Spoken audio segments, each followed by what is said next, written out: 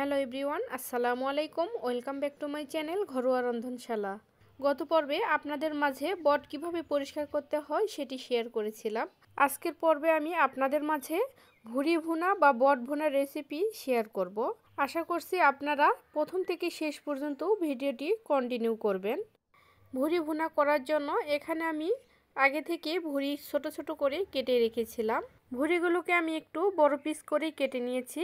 এগুলোকে একটু বড় পিস করে কেটে নিলেই খেতে ভালো লাগে। আমি এখানে গরুর ভুঁড়ি নিয়েছি, আপনারা চাইলে এখানে খাসির ভুঁড়িও নিতে পারেন। ভুঁড়ি ভুনা করার জন্য আমি ভুঁড়িগুলোকে একটি প্যানের মধ্যে দিয়ে দিয়েছি। এখন এক এক করে আমি সব মশলা অ্যাড করে দেব। প্রথমে দিয়ে দিব আস্ত গরম মশলা। এখানে আমি সাদা এলাচ, কালো এলাচ, দারুচিনি, তেজপাতা ও কিছুটা পরিমাণ জিরা নিয়েছি। এখন এগুলো ভুঁড়ির মধ্যে দিয়ে দিলাম। এরপর দিয়ে দিব 1 কাপের মতো পেঁয়াজ কুচি। পেঁয়াজ কুচি একটু বেশি করে দেওয়ার চেষ্টা করবেন। দিয়ে দিব 4টা রসুন। এখানে আমি আস্ত 4টা রসুন দিলাম। দিয়ে দিলাম আস্ত শুকনা মরিচ। এই শুকনা মরিচ এভাবে আস্ত দিলে খেতে ভালো লাগে। দিয়ে দিলাম 1 টেবিল চামচ পরিমাণ রসুন বাটা, 1 টেবিল চামচ পরিমাণ আদা বাটা। এরপর দিয়ে দিব স্বাদ মতো লবণ।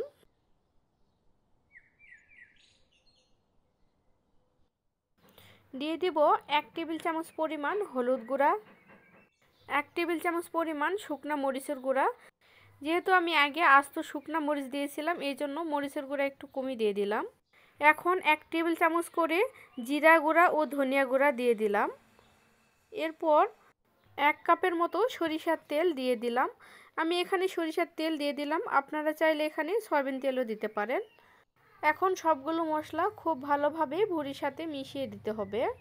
আমি প্রথমে খুন্তি দিয়েই নাড়াচাড়া করার চেষ্টা করেছিলাম, কিন্তু খুব ভালোভাবে মিশে যাবে না, এই জন্য পরে হাত দিয়ে আমি খুব ভালোভাবে মিশিয়ে নেব।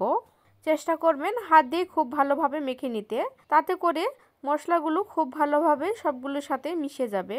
অনেকেই ভুঁড়ি ভুনা করার সময় মশলাটা কষিয়ে ভুঁড়ি ভুনা করে, তবে আমার কাছে এইভাবে হাত দিয়ে মেখে ভুনা করলেই খেতে বেশি ভালো লাগে। আসলে যার কাছে যেটি সুবিধার হয় সে সেভাবেই করে। যারা মশলা কষিয়ে এই রান্নাটি করে, তবে আমি তাদের কাছে অনুরোধ করতেছি একবার হলেও আমার মতো এভাবে চেষ্টা করে খেয়ে দেখবেন খুব ভালো লাগবে।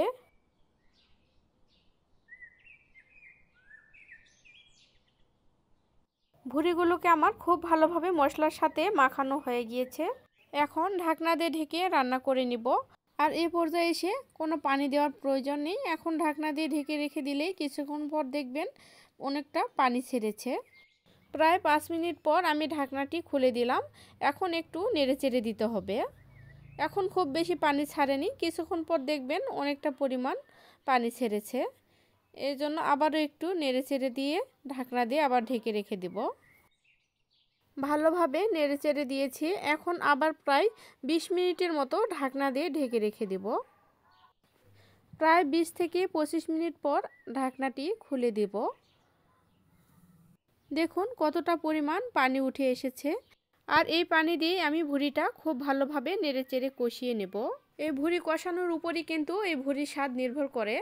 যত ভালোভাবে কষাবেন এই ভুঁড়ি ভুনা তত বেশি টেস্টি হবে এবং গন্ধও কম লাগবে।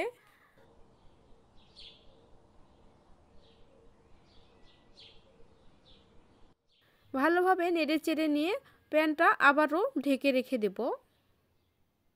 বেশ কিছুক্ষণ পর ঢাকনাটি আবারও খুলে দিব। এখন আবারও ভালোভাবে নেড়েচেড়ে দিতে হবে। এটি অবশ্যই মাঝে মাঝে এভাবে খুলে নেড়েচেড়ে দিতে হবে, না হলে কিন্তু নিচে লেগে যেতে পারে। এই জন্য মাঝে মাঝে এভাবে ঢাকনা দিয়ে ঢেকে রেখে কিছুক্ষণ পর পর খুলে দিয়ে এভাবে নেড়েচেড়ে দিতে হবে। যত ভালোভাবে কষাবেন ভুঁড়িটা তত ভালো লাগবে খেতে। এভাবে অনবরত নেড়েচেড়ে আমি সম্পূর্ণ পানি শুকিয়ে আসা পর্যন্ত অপেক্ষা করব। আর এ পর্যায়ে এসে কিন্তু চুলার আঁচ মিডিয়ামের থেকে একটু কম রেখেই ভুঁড়িটা রান্না করে নিতে হবে। এতে করে দেখবেন ভুঁড়ি খুব তাড়াতাড়ি সেদ্ধ হয়ে যাবে।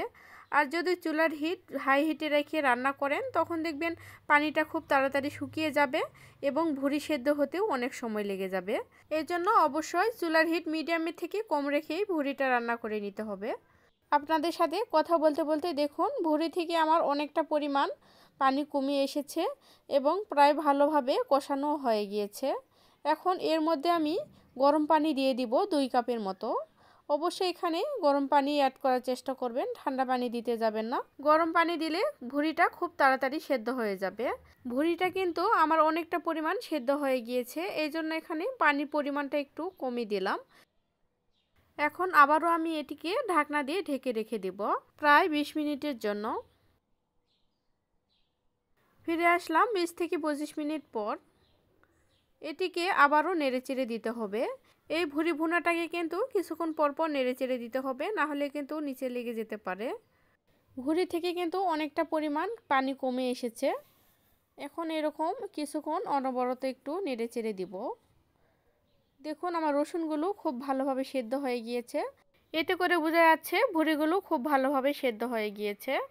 দেখুন ভুঁড়ি থেকে অনেকটা পরিমাণ তেল উপর থেকে ভেসে উঠেছে। এখন বুঝে নিতে হবে ভুঁড়ি ভুনা প্রায় আমার রেডি।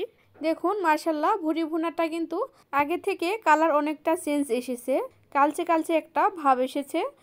মাশাআল্লাহ কতটা লোভনীয় একটা কালার এসেছে। এখন এ পর্যায়ে এসে আমি উপর থেকে ভাজা জিরার গুঁড়া দিয়ে দিব। আমি 1 চামচের মতো এখানে ভাজা জিরার গুঁড়া দিয়ে দিলাম। এটি অবশ্যই দেওয়ার চেষ্টা করবেন, এতে করে ভুঁড়ি ভুনা খেতে আরও বেশি টেস্টি লাগে। এখন আমি চুলার আঁচ বন্ধ করে দেব। আমার ভুঁড়ি ভুনা প্রায় রেডি। আশা করছি আজকের এই ভুঁড়ি ভুনা রেসিপিটি আপনাদের কাছে অনেক ভালো লেগেছে। ভালো লাগলে অবশ্যই আমার চ্যানেলটিকে সাবস্ক্রাইব করে দিবেন এবং পাশে থাকা বেল আইকনটি প্রেস করে দিবেন, এতে করে আমি ভিডিও দেওয়ার সাথে সাথে পৌঁছে যাবে আপনাদের কাছে।